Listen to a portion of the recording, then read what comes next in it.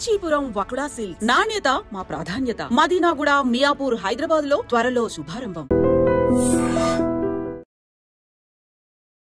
Hello guys, welcome back to our channel. ఈరోజు మనతో ఉన్నారు సర్టిఫైడ్ ఫైనాన్షియల్ ప్లానర్ అయిన రామచంద్రమూర్తి గారు. ముఖ్యంగా ఇప్పుడు అప్కమింగ్ హాట్ థీమ్ అంటే ఈవీ అని చెప్పేసి చెప్తా ఉన్నారు. గడ్కరీ గారు ఇచ్చే సంచలనమైన స్టేట్మెంట్స్ కూడా దానికి మంచి బూమ్ అయితే ఇస్తున్నాయి. అయితే ఇది ఎంతవరకు వర్కౌట్ అవుతుంది, ఇందులో ఏమేమి కంపెనీస్ ఉన్నాయి, ఏంటి పరిస్థితి అనేది మొత్తం అనాలిసిస్ తెలుసుకుందాం. Hi sir. హాయ్ అండి.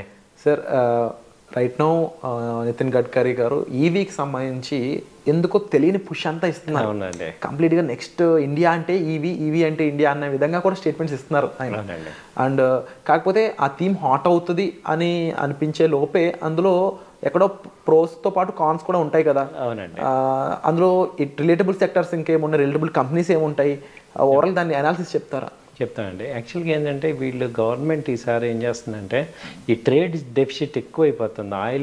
ఆయిల్ గోల్డ్ మీద మనకి మేజర్ ట్రేడ్ డెఫిసిట్ ఉంది. ఇప్పుడు ఈ కోవిడ్ తర్వాత అన్ని కంట్రీస్ చూసుకుంటే ఎక్కువగా ఏమైపోయాయంటే ఈ ట్రేడ్ డెఫిసిట్ అంటే ఈ ఎక్స్పోర్ట్స్ కన్నా ఇంపోర్ట్స్ ఎక్కువ తీసుకోవటం వల్ల ఆ గ్యాప్ పెరుగుతుంది. ఆ గ్యాప్ని ఎలా చేయాలి అని ఆలోచించడంతో మొత్తం ఆల్ కంట్రీస్ అన్నీ కూడా ఈ యొక్క ఫ్యూయల్ మీద నుంచి వేరే ఆల్టర్నేట్కి వెళ్దామని చూస్తున్నారు. అందులో మేజర్గా చూసేది ఇండియా మెయిన్ ఫోకస్ పెట్టుకుని ఇండియా. అలాగే ఇండియన్ గవర్నమెంట్ కూడా కంప్లీట్గా ఎక్కువగా దీని మీద ఫోకస్ చేసి ఈ ఫ్యూయల్ని కొంచెం ఆల్టర్నేటివ్గా తీసుకురావాలి అనేది తీసుకొచ్చింది. వాటిల్లో భాగంగా ఏంటంటే ఫస్ట్ ఈ బయోడీజిల్ కానీ, బయోఫ్యూయల్ కానీ, తర్వాత ఆల్టర్నేటివ్ ఫ్యూయల్స్, హైడ్రోజన్ ఫ్యూయల్ ఎలా తీసుకురావాలి, అలాగే ఇలా ఆల్టర్నేటివ్స్ ఫస్ట్ చూస్తున్నారు. తర్వాత ఏంటంటే వెహికల్స్లో కూడా ఈ ఎలక్ట్రానిక్ వెహికల్స్ ఈవీని తీసుకురావటం వల్ల ఈ ఫ్యూయల్ కన్జంప్షన్ మేజర్గా తగ్గిద్దామని చూస్తున్నారు. ఇప్పుడు రీసెంట్గా 2 days బ్యాక్ గడ్కరీ గారు స్టేట్మెంట్ ఏం చెప్తున్నారంటే నెక్స్ట్ ఇప్పుడు ప్రజెంట్ ఈ సేల్స్లో ఆటోమొబైల్ సేల్స్లో ఈవీ వాటా 10% ఉంది. 20 లక్షల వెహికల్స్ అమ్మితే దాదాపు ఒక 8 lakhs 10% ఇవి ఉన్నాయి.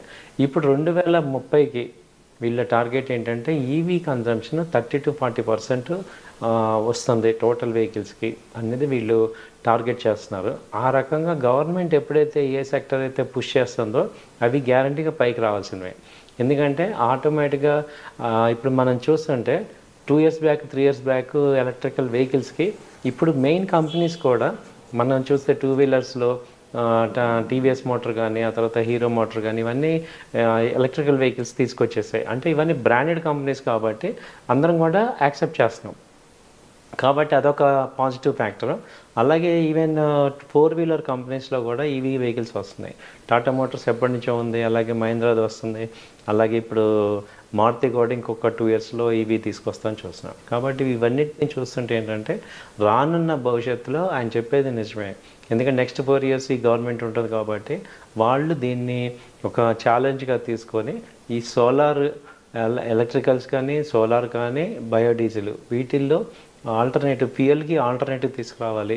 అంటే ఆ ఫ్యూయల్ యొక్క కన్జంప్షన్ డ్రాస్టిక్గా ఒక 30 to 40% తగ్గించాలని చూస్తున్నారు.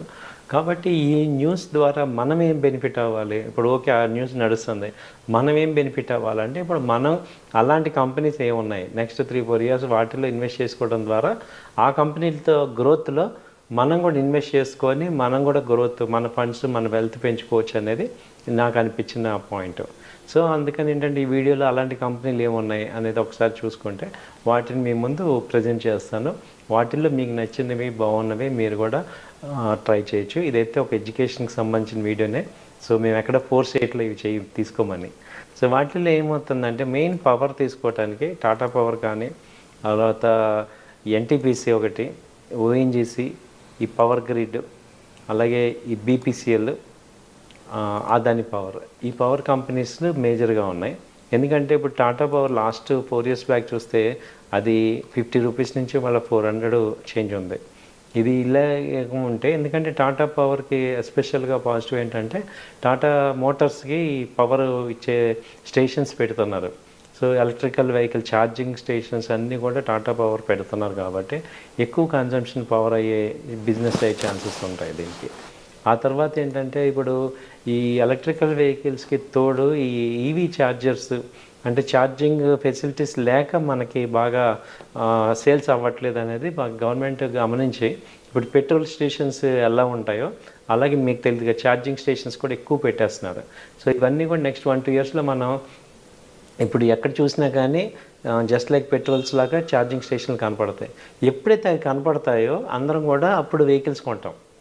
ముందు ఏంటంటే ఈ థ్రెట్ ఒకటి ఉంది, మనం ఇప్పుడు ఎక్కడికైనా వెళ్ళాలి మధ్యలో ఆగిపోతే ఏంటి, ఇన్ని లక్షలు పెట్టి వెహికల్స్ కొన్నాము, ఇది ఆగిపోతే ఏంటనేది కదా మనం అందరం ఆపేసేది. అదొక మేజర్ ఏం చేస్తున్నారంటే ఇప్పుడు నెక్స్ట్ మీరు చూస్తే 2 ఇయర్స్లో ఇండియా మొత్తం చాలా కొన్ని వేల పాయింట్లు ఉంటాయి ఇవి ఛార్జింగ్ పాయింట్స్. అదేం చేస్తున్నారంటే ఇంకా కూడా ఈ యొక్క అన్ఎంప్లాయ్మెంట్ పీపుల్కి అది కాంట్రాక్ట్గా ఇవ్వటం కానీ వాళ్ళకి ఫెసిలిటీస్ చేయటం కానీ చేస్తున్నారు. దాంతో ఎప్పుడైతే అవన్నీ మనం చూస్తామో ఆటోమేటిక్గా మనం ఉంటాం. తర్వాత ఏంటంటే ఎలక్ట్రికల్ వెహికల్స్ కొంచెం ఇప్పుడు కాస్ట్ ఉంది. ఆ కాస్ట్ కట్టింగ్కి ఏం చేస్తున్నారంటే ఈ యొక్క బ్యాటరీస్ని తగ్గించడం కానీ కాస్ట్ కట్టింగ్ యాక్టివిటీస్ చేసి నార్మల్కి తీసుకొస్తున్నారు. ఆల్మోస్ట్ ఇప్పుడు 2 వీలర్స్ అదే రేంజ్లోకి వచ్చాయి. పెట్రోల్ వెహికల్ ఏ రేంజ్ ఉందో ఇప్పుడు ఈవీ వెహికల్ కూడా అదే రేంజ్కి వచ్చింది. సో నెక్స్ట్ స్టెప్ ఏంటంటే ఈ 4 వీలర్స్ కూడా ఆ రేంజ్ కనుక వస్తే మనకి కాస్ట్ కట్టింగ్ బాగా అవుతుంది, సో కన్జంప్షన్ బాగా ఉంటుంది. సో అలాగే ఈవీ బ్యాటరీ మేజర్ సమస్యగా ఉంది, అది కూడా ప్రాబ్లమ్స్ సాల్వ్ చేయడం చూస్తున్నారు. సో ఇవన్నీ కూడా చాలా ఇన్నోవేటివ్గా మనకి జరుగుతున్నాయి. అలాగే టెస్లా కనుక ఇండియాలో మార్కెట్లోకి వచ్చిందంటే ఎలక్ట్రికల్ వెహికల్స్ ఒక రేంజ్లోకి వెళ్తాయి. ఎందుకంటే ఆ రేంజ్ కాంపిటీషన్ కనుక వస్తే అన్నీ అప్డేట్ అవుతాయి. ఎందుకంటే ఒక లీడర్ని ఫాలో అవుతారు కదా, దాని తర్వాత యాన్సిలరీ కంపెనీస్ అన్నీ కూడా ఫాలో అవుతాయి. కాబట్టి మీరందరూ అసలు ఎలక్ట్రిక్ వెహికల్స్ ఏమున్నాయి, అందులో యాన్సిలరీ కంపెనీస్ ఏమున్నాయి అనేది ఒక లుక్ వేసి, ఈ బ్యాటరీస్లో మనకి ఎక్సైడ్, అమర్రాజ్ ఇలా ఉన్నాయి, అలాగే ఈ యొక్క సోలార్ ప్యానెల్స్, ఎలక్ట్రికల్ అనగానే ఈ 3 వస్తాయి మనకి. పవర్ ఒకటి వస్తుంది, ఎలక్ట్రికల్ వెహికల్స్ ఒకటి వస్తుంది, అలాగే బయోడీజిల్ కానీ ఈ ఆల్టర్నేట్ ఫ్యూయల్ కానీ వీటిల్లో ఏమేమి ఉన్నాయి అనేది చూసుకొని వాటిలో మనం ఒక మంచి కంపెనీస్ని ఇన్వెస్ట్ చేయడం ద్వారా ఒక 3-4 ఇయర్స్ అలా ఉంటే మంచి వెల్త్ రావచ్చు అనేది నా యొక్క strong feeling. Wonderful sir. And రిలేటబుల్గా కూడా దీనికి సంబంధించి అంటే ఈ ఒక ఈవీ బ్యాటరీ తయారు అవ్వాలంటే పరిస్థితి, లేకపోతే ఒక ఈవీ కార్ తయారు అవ్వాలన్నా దానికి రిలేటబుల్ ఇండస్ట్రీస్ కూడా కొంచెం బెటర్ పర్ఫార్మెన్స్ అనేవి చేస్తాయి అనుకుంటున్నాం. ఎందుకంటే 140 కోట్ల జనాభా ఎంత కాదనుకున్నా 50 కోట్లనే ప్రాపర్గా ట్రాన్స్పోర్ట్ యూజ్ చేసుకున్నా సరే ఆ ఇండస్ట్రీ ఎంత పెద్ద అవుద్దో మనం ఊహించుకోవచ్చు. బహుశా నితిన్ గడ్కరీ గారి ప్లాన్ మరి ఎంతవరకు వర్కౌట్ అవుద్దో చూడాలి. అవునండి, ఎండ్ యూజర్ కూడా ఒక అడ్వాంటేజ్ ఉంది సార్. ఇప్పుడు ప్రతిసారి మనం పెట్రోల్ బదులు ఫ్రీగా వెళ్ళటం అంటే చాలా తగ్గిపోతుంది కదా. అది ఎలక్ట్రికల్ వెహికల్స్ అనేది అందరం పాజిటివ్గా ఉన్నాం. అయితే ఏంటంటే ఆ యొక్క ఫెసిలిటీస్ ఇబ్బంది అయ్యి నెగిటివ్గా అవుతున్నాం. ఈ మధ్యలో కార్లు పేలిపోవటం ఇవన్నీ జరగటం, నెగిటివిటీస్ మీరు అన్నట్టు కాన్స్ ఎక్కువ అవి హైలైట్ అవుతున్నాయి. అవి జరిగే ఛాన్స్ 1%. ఆ 1% చాలా హైలైట్ అయ్యి అందరినీ కూడా భయపెడుతున్నాయి. లేకపోతే 1% నార్మల్ కదా, అది అవుట్కమ్ అయ్యి ఈ కాస్ట్ తగ్గి ఈ యొక్క ఫెసిలిటీస్ పెరిగితే మాత్రం అందరం చాలా మంచి ట్రెమెండస్ డిమాండ్ నెక్స్ట్ నేను అనుకోవటం 2 ఇయర్స్లో వచ్చేస్తుంది బాగా.